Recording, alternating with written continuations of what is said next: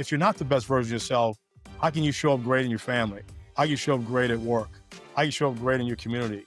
How can you show up great spiritually? If you're not your best version, how can I really uplift, and inspire those around me when I'm not the best I can be, right? So I always feel like this pressure of leveling up is a daily process. It's an ongoing process.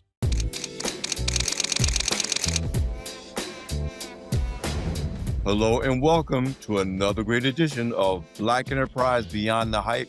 I'm your host, Alfred Edmond Jr., Senior Vice President, Executive Editor of Black Enterprise. And as I say every show, but I always deliver, man, do we have a great show and a great guest for you. Listen, if you're just joining us, if you're listening via YouTube, certainly subscribe to our YouTube channel, Black Enterprise, like it, comment on it, tell other people about it. Those who are not watching it when we first premiere it, you'll get to watch the replay, so tell your friends who missed it to check out the replay. Also, obviously, we're streaming on Facebook Live, LinkedIn Live, X, at blackenterprise.com. You guys who are regular viewers and listeners know the drill. And I think we're on Spotify too. Always keep forgetting to mention that. But just, if you're not catching it now, catch it later, but share it liberally because you're really going to get a lot out of this. Today's guest is someone we were just talking before we came into the studio. We have known each other for a minute because our concurrent organizations are basically kind of extended family to each other. Of course, me at Black Enterprise and my guest who worked for 35 years for PepsiCo. He's on the path of entrepreneurship now, so that relates very much to his exposure to our late great founder, Earl Graves Sr., and his sons, including our current CEO, Earl Graves Jr. But the timing of this interview is great because we are leading into the Excel Summit for Men, what was called Black Men Excel, or the Black Men Excel Summit, soon later in the year. And we're celebrating the 55th anniversary of Black Enterprise. So all of these things come together for this guest to be a great guest. But here's the most important thing about this guest that I think we have in common. People ask me, what is it like to work for Black Enterprise? And I tell them 3 words. It's an excellence, no excuses environment. Our guest today also not only came up in an excellence, no excuses environment through Pepsi and of course, his exposure to Black Enterprise, but really that's been his whole life. So please welcome to the show, the author of the brand new biography, memoir, Survive in Advance. Those of you who follow my Instagram know that I started reading this book about 3 weeks ago, maybe a month ago. Now you know why. I was getting ready for this conversation. Please welcome to the show, none other than Derek Lewis. What's up, my man? Thank you, Alfred, for the opportunity, man. I really appreciate it. And we do have a long-standing relationship, so I'm grateful for that and excited to be able to have this conversation today. Well, I was looking forward to it because though we've known each other for a long time, again, because we worked in kind of family adjacent organizations for so long. And Pepsi was the sponsor of the Golf and Tennis Challenge, which is the precursor event to what is now the Excel Summit for Men. Like you say, we've been kind of in each other's worlds for a minute. But I want to take you back because, the beginning of your book struck me because I identified with it on a bunch of levels. And let me say this at the top for our audience. In addition to, and he'll get into it later, his years at Pepsi, he's an entrepreneur, he's a franchisor with Big Dave's Cheesesteak, Philly Pizza Factory. Excuse me, I said, what did I say, pizza? Mm-hmm. That's probably next, but let me stay with the Philly Pretzel Factories. right now. Yeah, don't feel free. I love pizza. Don't get me started, okay, man. My mind starts. Well, feel free to check me anytime you feel like it. But so again, you have a range of experiences. But again, I want to kind of start this conversation at the beginning because when I tell people that about excellence, no excuses, I say I grew up in an environment where excellence was my space of safety because I didn't have much of a margin for error. That I learned early on in my growing up. I'm the oldest of 4 siblings, raised by a divorced single mother. I was she had boyfriends but I was the one that she counted on to help her be what she had to be. And you learned early on, getting it right, being on time. What we learned was excellence later is a big part of that. So I really want you to kind of jump into that because it informed my career just the way it informed yours in your life. The second thing is, you talking about your first job in Marion Barry's Summer Youth Employment Program. around the time you were graduating from Hampton, this was my last cover story for the magazine I worked at right before I came to Black Enterprise. It was a Wow. magazine called Modern Wow. Black Men, a men's fashion lifestyle magazine for black men. And of the Wow. 5 cover stories I do while I was there, this was my last one that came out in March of '87, and literally actually March of '87 when I got hired at Black Enterprise.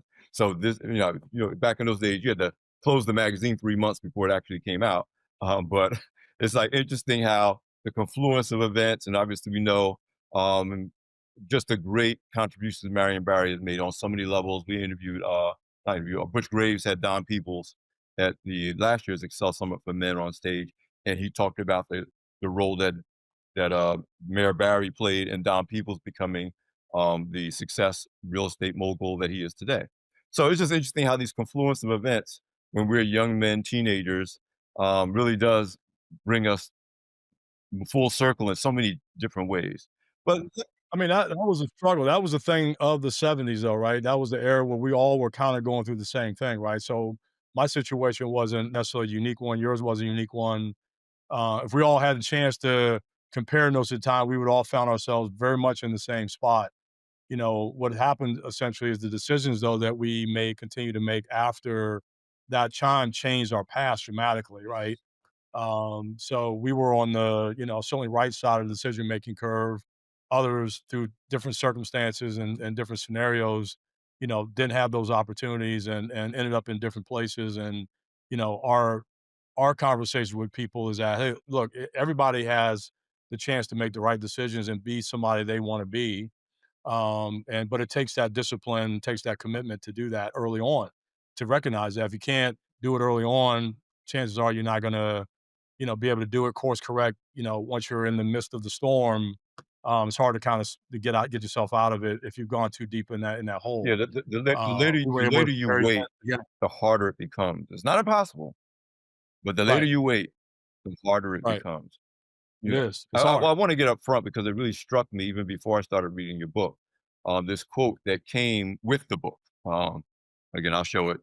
This is obviously your promotional book cover, but the quote on the back is what I think really sets the tone for a lot of what I think we'll be talking about. You say, "Show your tenacity, show your courage, show yourself that you will be the one who won't be defeated no matter what the odds." And that so jives with my upbringing, my mindset, my culture from when I was 10 or 11 years old. This excellence, no excuses environment that I thrive in because it really speaks to my value system. Talk about that in the context of not only your book and why that would be the quote you lean into to promote your book, but your life. Yeah, no, it's a great question. I knew early on, I was fortunate enough because I was in that circumstance where I was the co-head of household that I had to make really an early decision, very early, probably than most kids, on what do you want to be when you grow up, and how do you want to live your life, right? Do you want to live your life in the chaos that you're part of each and every day, the stress, the anxiety, just to fight through the day? Or do you want to set yourselves up for some degree of normalcy, right? For me, I never really knew how high was high. I wasn't thinking really, really high when I was young. I would just wanted stability and normalcy is all I wanted. That to me would have been a massive achievement in my life compared to what I was dealing with every day. And so recognizing that, I knew that one, and I say this to a lot of the people I end up speaking to, especially younger people. One is I had to bet on myself. Yes. I had to make bet on myself. I could not rely on others to bet on me. I had to bet on myself first. I had to believe in myself and I had to be myself, right? And so at a young age, I sort of figured out through grace of God and just the gift of having vision on, if you're going to get out of this cycle that you're in when you're older and you're going to have your own family and your own life, you've got to first and foremost be good with yourself. You got to bet on yourself. You can't look at that as others. Two, I then realized that you're going to take some risks. You're taking risks now. Keep taking risks, because if you don't take risks, you don't get better. If you don't take risks, you don't grow. You don't take risks, you can't be the best version of yourself. You can't play the safe game when you grow up in the kind of circumstance we grow up in. You just can't play it safe if you want to break the cycle. So breaking the cycle meant you had to instill some confidence in what you were doing. You had to take some risks. And you had to realize that even if you fail on something, that it wasn't in the world, that you try and try again. Maybe you do it differently or you do something else, but don't look at failure when you take chances as something that stifles you, or you have to keep going and keep taking more and more risk. And I installed that myself in an early part of my life. And then I think this whole thing of being authentic, I wanted to always be who I wanted to be. I never wanted to be a version of Derek Lewis that somebody else manufactured. I wanted to be Derek Lewis who Derek Lewis wanted to be, not somebody else, right? And so I've stuck to those principles pretty much from the time I thought about this being 11 years old. Now, I didn't put it in that kind of framework, but essentially that's what I was thinking about when I was 11, and I've stayed with that all the way to through today. And I will continue to live with that through the rest of my life, right? Because I really do believe that's the formula that really drove me to saying I have to be the best version of myself. In order to do that, those three B's were essential at being, at getting there. And I stayed true to that, and I would tell others to do the same. When you're your best version, you can create so many more opportunities, not just for yourself, but all those around you. If you're not the best version of yourself, how can you show up great in your family? How can you show up great at work? How can you show up great in your community? How can you show up great spiritually? If you're not your best version, how can I really up level, uplift, and inspire those around me when I'm not the best I can be? Right. So I always feel like this pressure of leveling up is a daily process. It's an ongoing process. It's a process. Look, guys, you never really get to the top of the goal. Like the ceiling just keeps moving. As you move up, you set higher standards, expectations, because I feel like until the last day I'm here, I always can get better at who I am. Always. I will never sort of go, you know what? I'm good, man. I'm checked out. I'm the best I can be. Yeah, everybody just has to sort of take it or leave it. No, I feel like I can always and being better doesn't mean something like that's materialistic or something that is you look at me and go, oh yeah, he's leveling up. It can be impacting other people's lives. And so yeah, do I the last day I'm here want to be able to affect change and impact on others, no matter how long I'm here, how old I am? Yes, 100%. And so that goes consistent with this whole leveling up process of being the best version of yourself. I'm a few years older than you. I've been figuring you got out of college maybe 4 years after I did. But again, very parallel experiences. And I tell people it's resilience plus persistence equals performance and excellence, meaning you're right, I you're not love gonna that. be great every day. My mother used to always tell me, "You're not being the best is not no excuse for you not doing your best." So you're always gonna be in environments or days when your best is not the best, and maybe your best wasn't as good as it was yesterday, but it needs to be your best every day. Right. Right. I'm heavy into mentorship. I've been mentoring people, like, really since I got out of college, and I didn't like you said, I couldn't put this into words when I was 11, 12, 13 years old, um, but I learned something that I tell people is that your A game should be your only game. That you should have a B game where There is there no is other no other game. game. Right. The player. And, Right. I'm speaking for myself more than for you, but I suspect I couldn't afford a B game when I was coming up. I had to be academically, I would say even aggressive, but successful because the things that I needed to do to, like you said, move out of my current circumstance to a world that I never saw, didn't understand it. Like you said, success was a very stability is a good goal, but it's a modest goal but you had to be excellent to achieve. And so, when you're lived long enough, you can communicate those lessons to those coming behind you, regardless of their background. This idea, what B game? What C game? What are we talking about here? So in that context, I want you to talk a little bit about why this book and why now? I always ask that question to people kind of start telling this story on a broader platform, like in a biography or a memoir. Um, Again, you had a successful 35-year career at Pepsi that began literally right after you got out of college. Um, Again, you're a successful entrepreneur today. You advise other entrepreneurs as the founder, I guess entrepreneurs and others, and the founder and CEO of Levels Up LLC. So now you're at this stage. If you read the book, Strength for Strength, and if you haven't, I recommend it.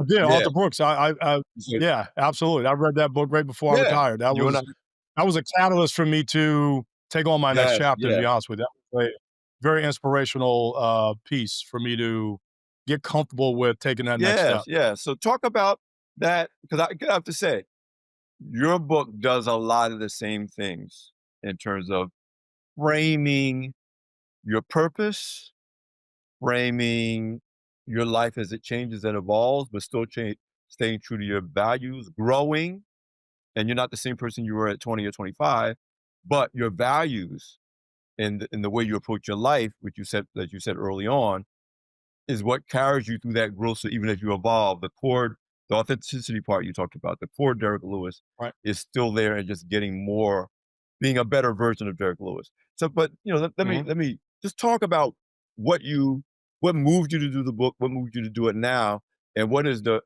message you want people to take away from this book in terms of. Look, it really was never it wasn't my idea. I never thought in a million years I'd write a book. Like, that never even came across my mind throughout my entire life. But when I retired, when I announced it, the, outpour that came from colleagues, students, because I recruited a lot on campus, my networks, the community, all just basically asked me the question, "You've got so much experience, so much tenure, so much success.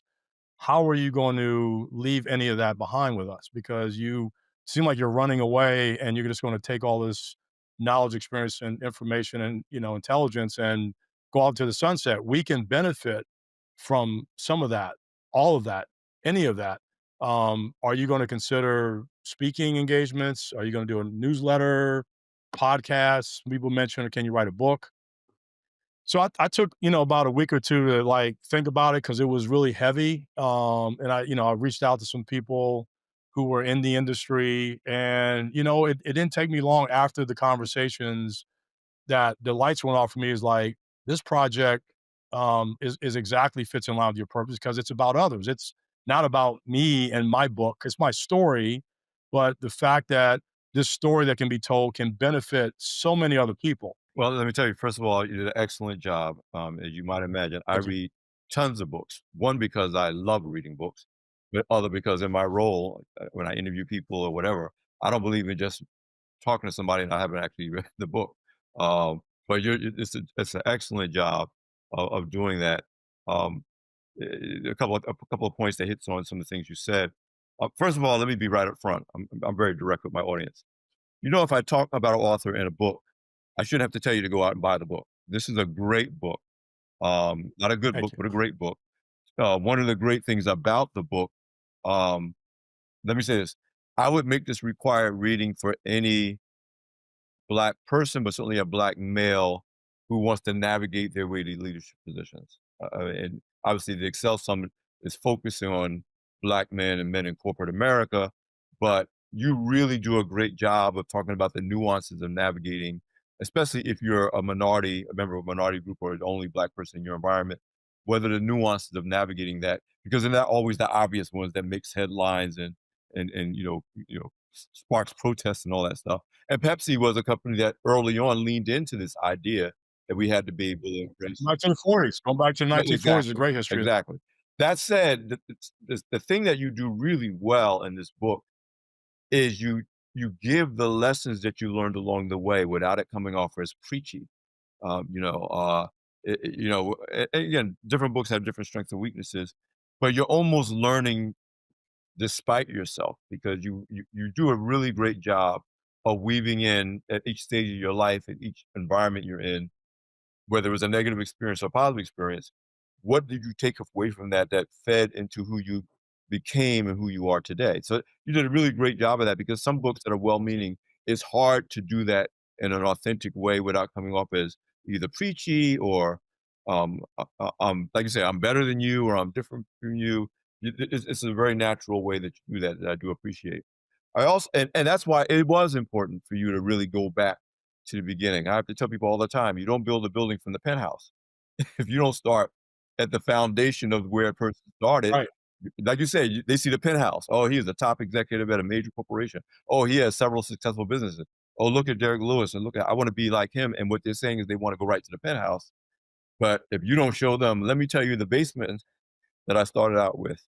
Let me tell you the times I had to tear it down and rebuild it to get it to where I wanted to Right. be. I had to redesign my life. I had to change, give up certain things that served me when I was 20, but didn't serve me when I was 35. And this book, I mean, I know I'm selling it, I'm hyping it because I believe in it. Oh, thank you so It much it, for it that. really does because of the way you told the story and didn't focus on the highlight reels that we're used to seeing on social media, but you're like, no, this is what I had to navigate, and this is what I took from it.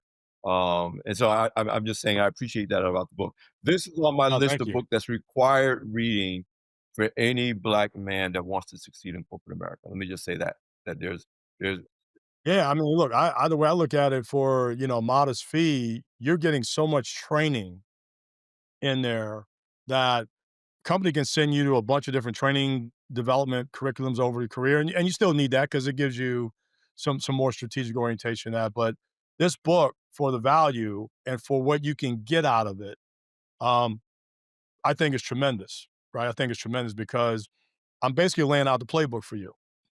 That, not that my playbook is the only way of, but it's one version of the playbook. The good news is that, like I did, I looked at other people's playbooks and I took bits and pieces and then created my own playbook because you have to own your playbook. So it's not like I use somebody else's playbook. It's my playbook. But the fact that I got to learn and listen and watch, particularly a lot of the coaches that are in sports, college sports, professional sports, I'm a big sports fan, so I look at coaching because I do think coaching and leadership are synonymous in what they do and what they bring to the table, for student athletes, for fans, for stakeholders, alumni, leagues, sponsors, everybody. You are everything revolves around your decisions, right? And so I looked at a lot of parallels there, but I consider myself to be a head coach in a family, head coach at work, head coach of businesses. I'm still coaching, because coaching gives you that feeling that you're leading people, you're leaning into people, you're developing people, you're touching people, you're inspiring people. That's what coaching means to me. You have conviction about what you believe in, and you're going for it, right? You're not playing it safe and just surviving and just trying to get by and checking the boxes. Those that's not coach. That's not what I consider to be a good head coach, right?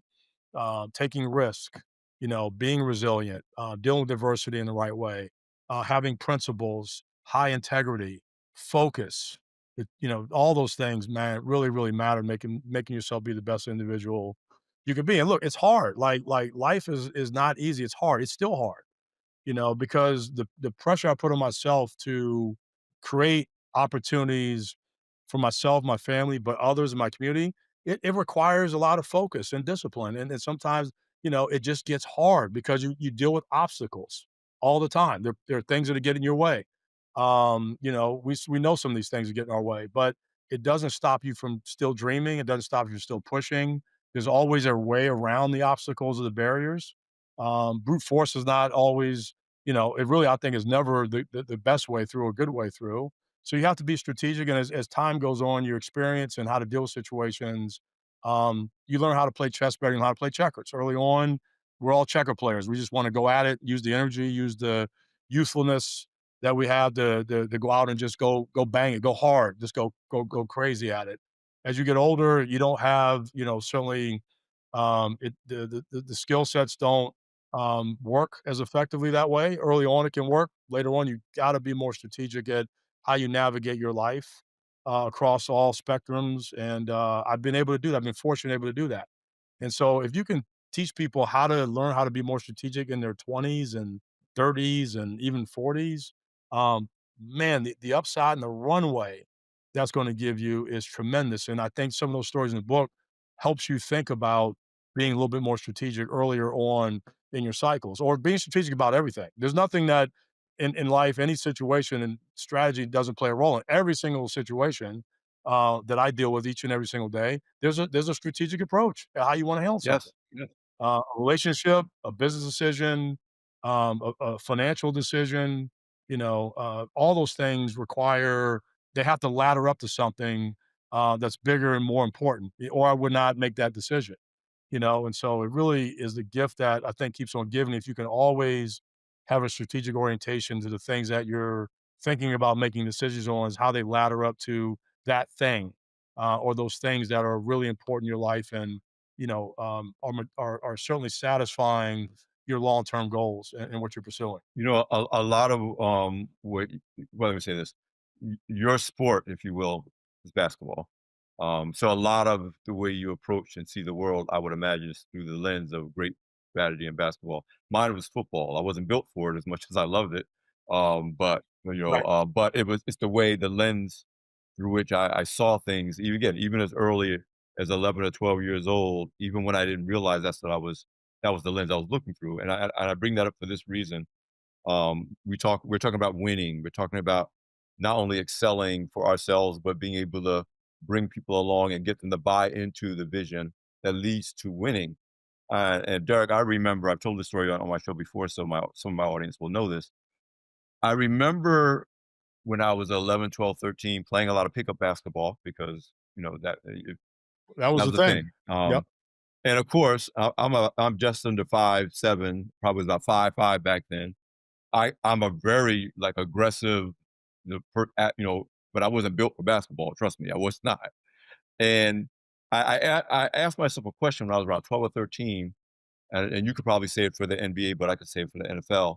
I had asked myself, why in this league, there's these teams that never win, there's the franchises that seem to always win, and then there's this group in the middle that if they can make the playoffs every few years, they had a good win, right? A good season. And I was like, but they got the same talent pool. They're basically operating by the same rules, But why are these outcomes predictable in any kind of group? And then I realized it applied to a whole bunch of things. And what I learned from that when I was a teen and a preteen was when I played pickup basketball, and I knew the only way I could stay on the court was for my team to win. But I knew I wasn't a basketball player per se, despite my love of playing. And I learned how to pick teams that was going to keep me on the court all night. You know, Right. who, who's going Right. to compensate for my deficiencies? Right. I cast myself. I'm the hustle, die for the ball guy. I'm not a great shooter. I can block shots if I'm quick, but I'm not going to block a shot because I'm tall. And but if I can get the Steph Curry I know is going to hit from the 3-point line. If I can get the guy that's going to bang in the paint, if I can get the guy that can handle the rock, if I can pick the right four other guys with me, I can stay on You're gonna win the every whole game. night. And how that translate into my love of mentorship, and I'm bringing it back to what you said about winning being defined as not just what you're able to do on your own.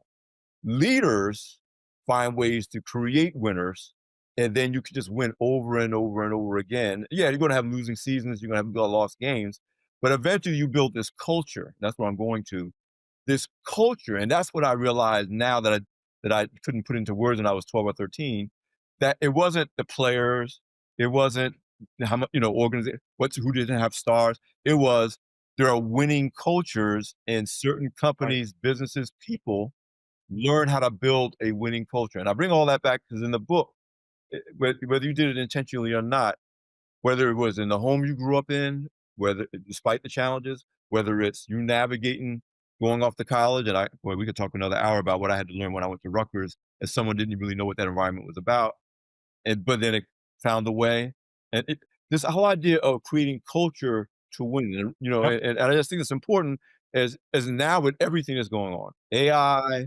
No, whatever you might feel about the current political and economic environment, it's an environment that feels chaotic, but there's value systems that I saw throughout your book that you said, listen, if I could just stick to this, it almost doesn't matter what's going on around me. no, you hit it right on the head. And I do think, first of all, I'm a huge football fan too. I love like college football. I'm so excited. College football is probably my number one go to, right? Like in terms of just like excitement because every game matters. And I'm one of those guys that every game matter. I'm like a every game matter kind of guy. I love the intensity and the fanfare and just the fact that this game means everything. Our championship quest relies on how well we do each and every Saturday. So this game this weekend is very important. We got to win. You don't necessarily get that in necessarily all the professional sports. I love pro sports by the way too. By the way, so I'm not saying one or the other, but I love that like the focus and the intensity, the competitiveness, and the just the all in that you have on Saturdays in the fall is just unmatched in my mind in any other sport because it really is you have to deliver, right? And so what you talked about, the teams that win versus don't win, there's a lot of parity on, I'd say, strategy at winning. A lot of these schools have the resources. They want to have a championship mindset. They have the right, pieces in place, the right facilities, the right booster programs, the right engagement with alumni and fans. They do all that right.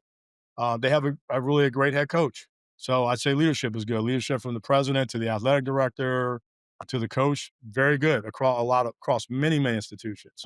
Um, I think the things that separate the teams that have the most success, high success year in and year out versus the ones that don't, isn't in really the strategy and leadership section. It's in the culture and execution section.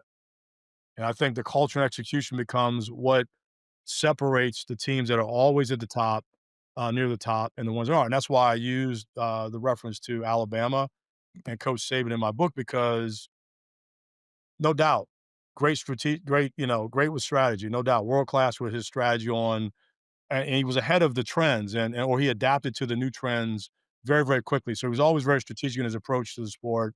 He obviously is a great leader. He hires great coaches. He develops great coaches. He has a tree where 17, 18, 19, 20 of his former assistants are head coaches. I mean, unbelievable development. So check those boxes.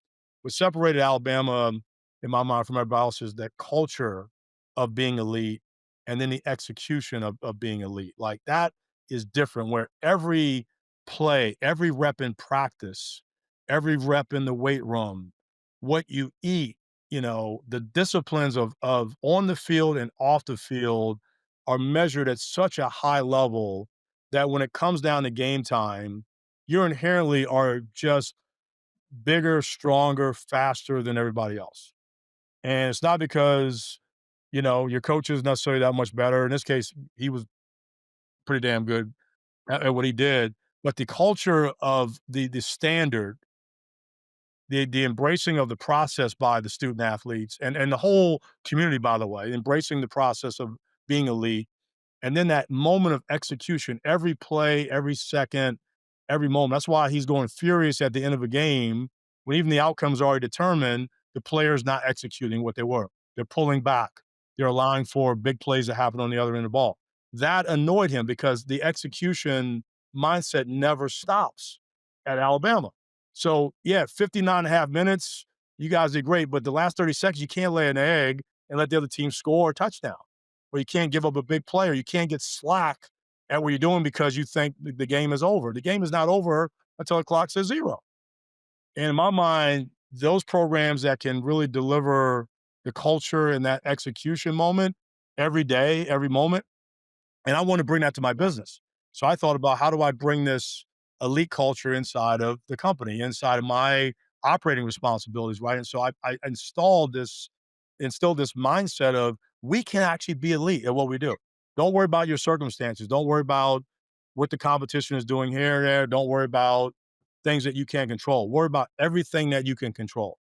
And how do we become the best version of ourselves each and every single day? And all of a sudden, things that were unimaginable became imaginable now because you go out and go, we'll never go get that account.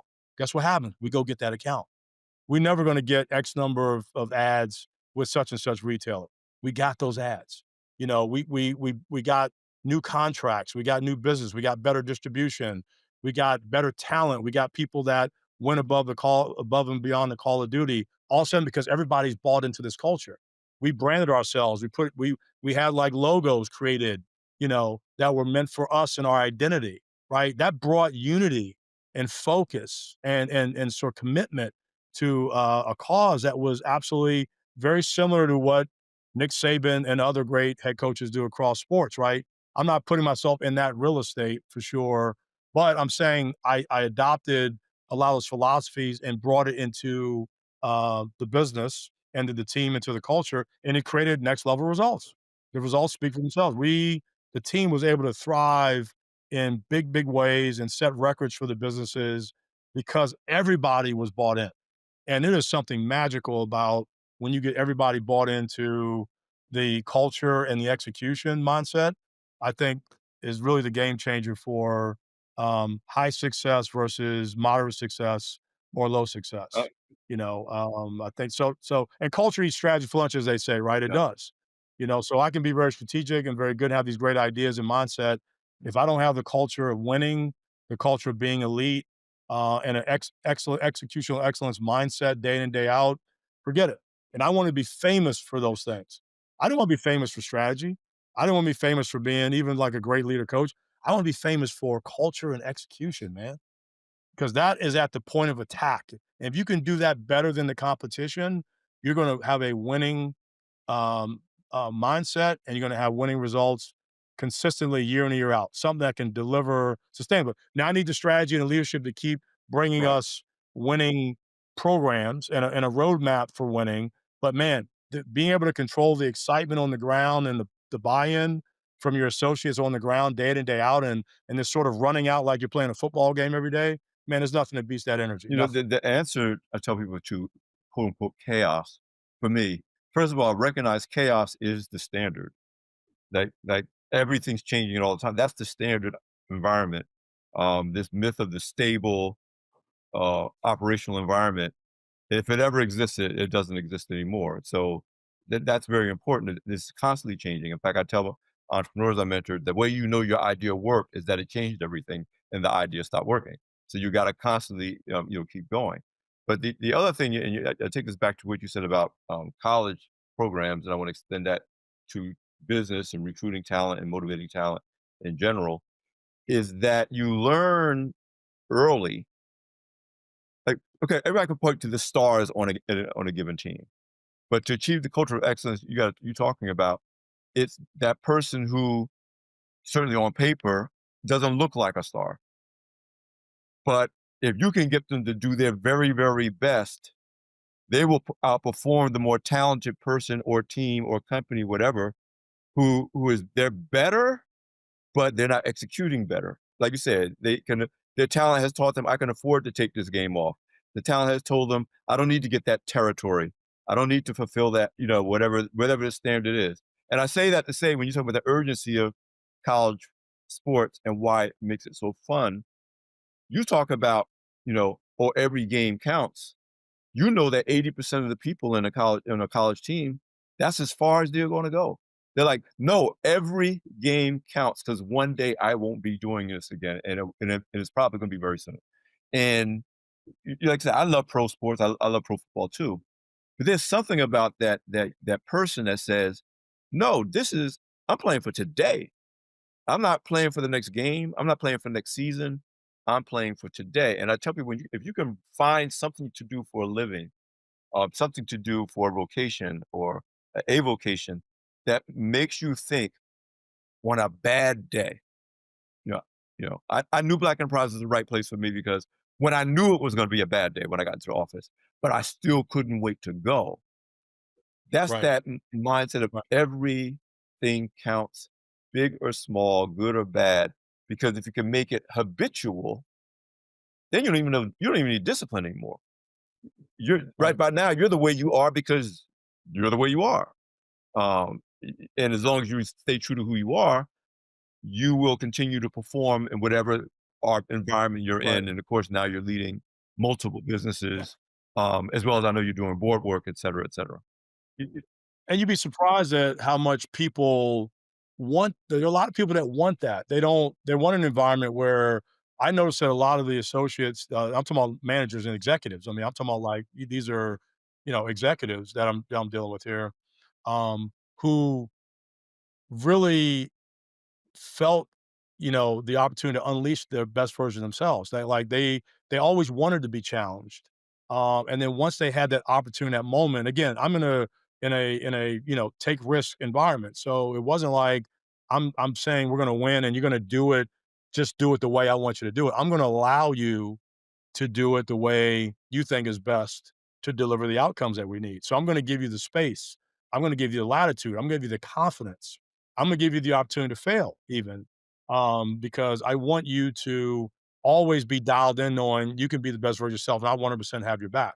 But I don't want you to do it the way I tell you to do it. I don't want you to be a robot. I want you to be an individual. I want you to have your own point of view.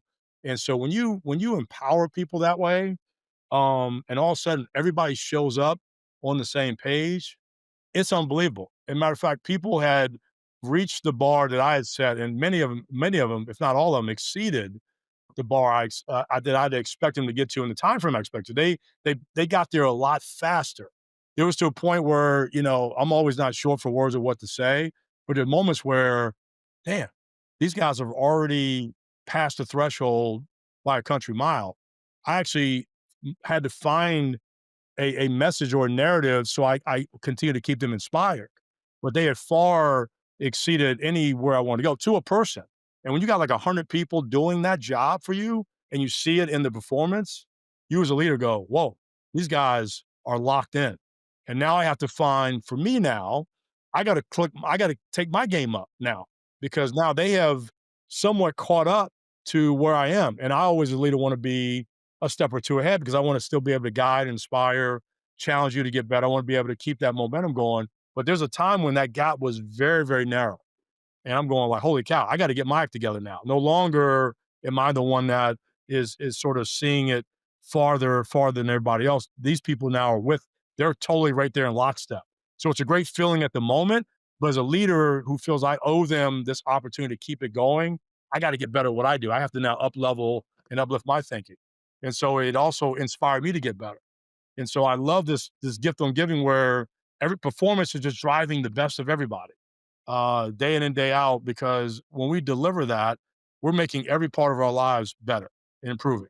Your personal life, your professional life, your spiritual life, your emotional health, your physical health. I mean, when you're feeling good, you're doing good, man. Everything is clicking when you're in that zone. I tell people in that zone. And we were basically playing a college football game like with a rival. You know who our rival was every single day of the year. So you had to get up and basically go, all right, I'm putting uniform on and I'm competing again. And it never stops.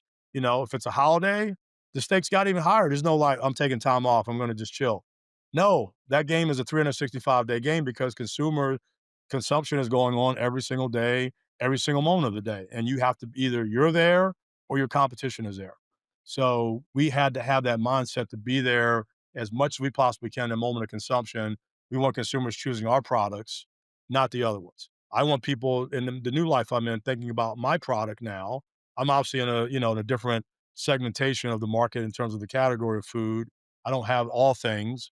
Like we had all beverages for all needs, but I want to create a unique space for my businesses now where I want people thinking about it, get their share of mine up so that I'm driving frequency, repeat purchase, loyalty, and a tremendous experience for what's happening day in and day out. So that's now my goal is how do I inspire people outside the restaurant to come to the restaurant?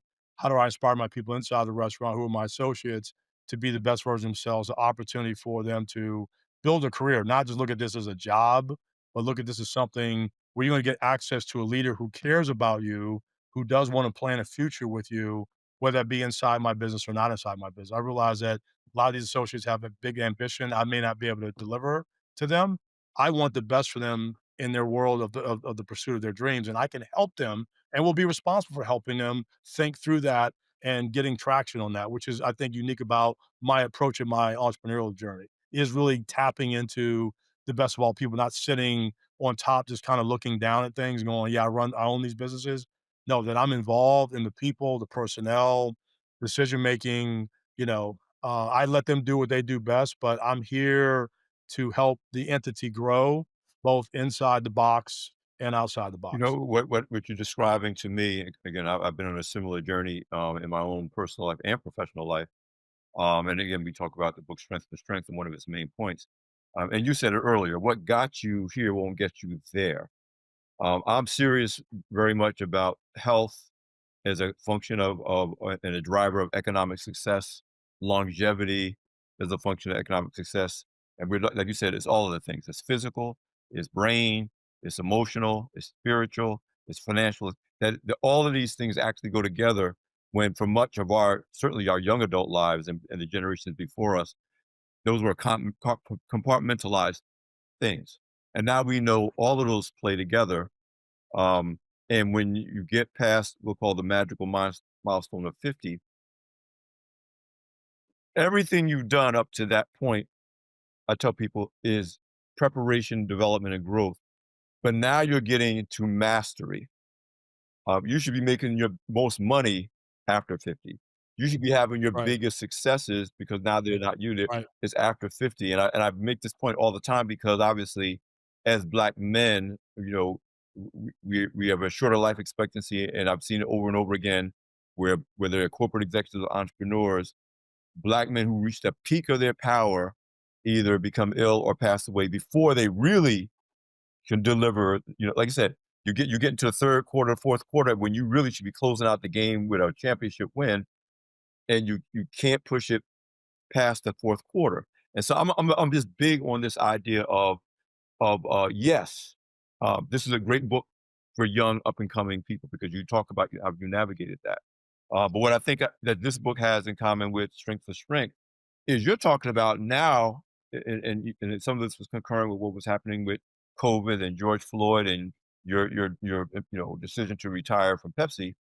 It's like, what am I going to do for the last two quarters? Because by the way, 50 used to be the last quarter. Now it's really Right, that's right, right, halftime. right, And right, and this idea, so now I'm going to say if you're 45 and older, this is not just a young person, how do I succeed book. This is now I'm at the stage where I've had some success. How do I achieve mastery? Mastery is not right, just being a star, it's being a star maker. The foundation that we talked about earlier, the basement you started from, it's still there.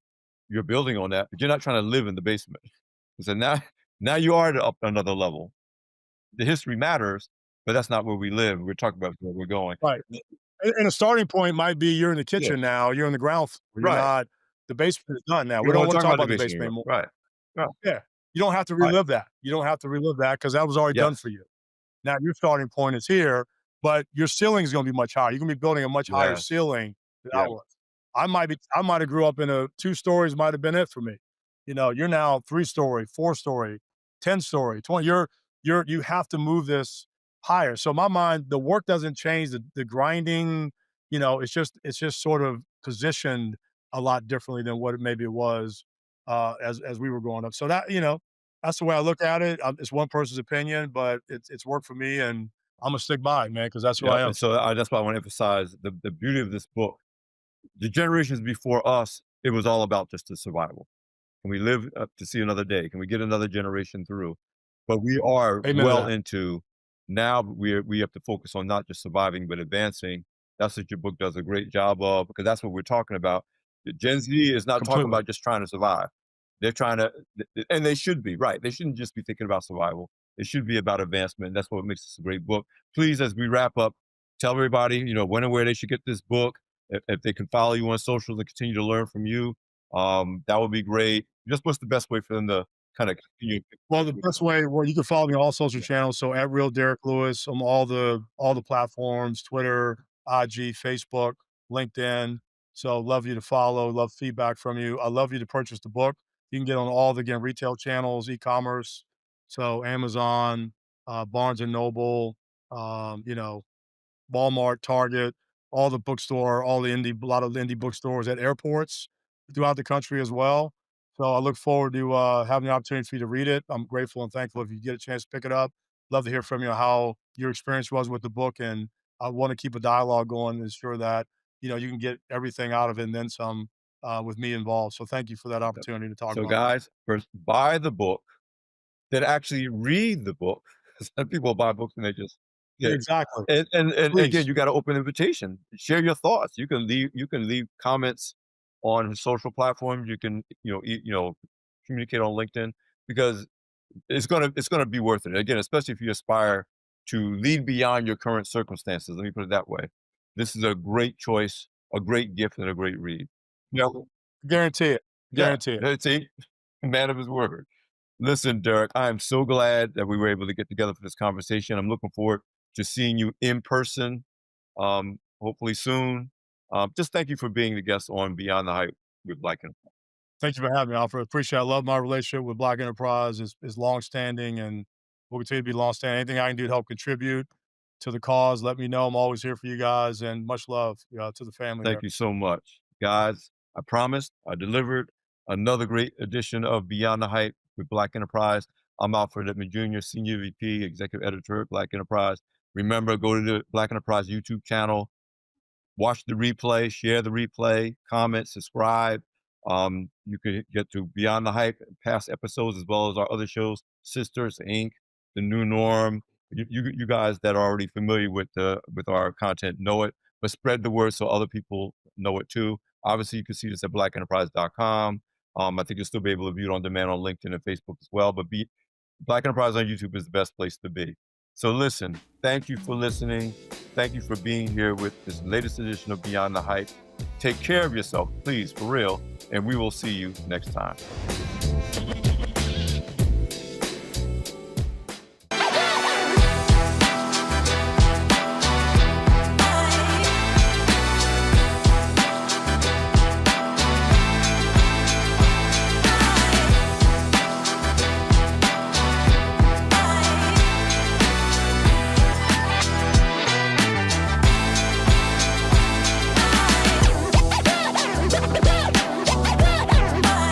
I am doubly honored to receive the Earl Graves Senior Vanguard Award, named after Bee's founder. Mr. Graves was always a guiding light for me and many others. He always had advice, a kind word, and even a playful jab for me.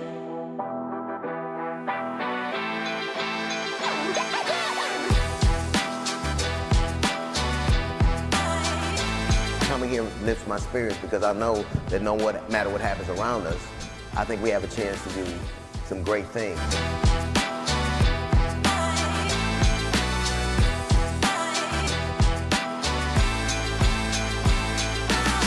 Networking is extremely important. This is a conference I definitely will look forward to coming to. Excellence is the base. That's the base. The goal is exceptionalism.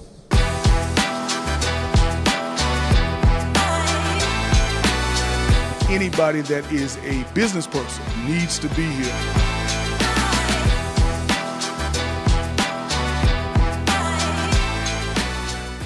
For more than 5 decades, we've had your back. Beyond the Hype and Black Enterprise have everything you need to elevate your excellence.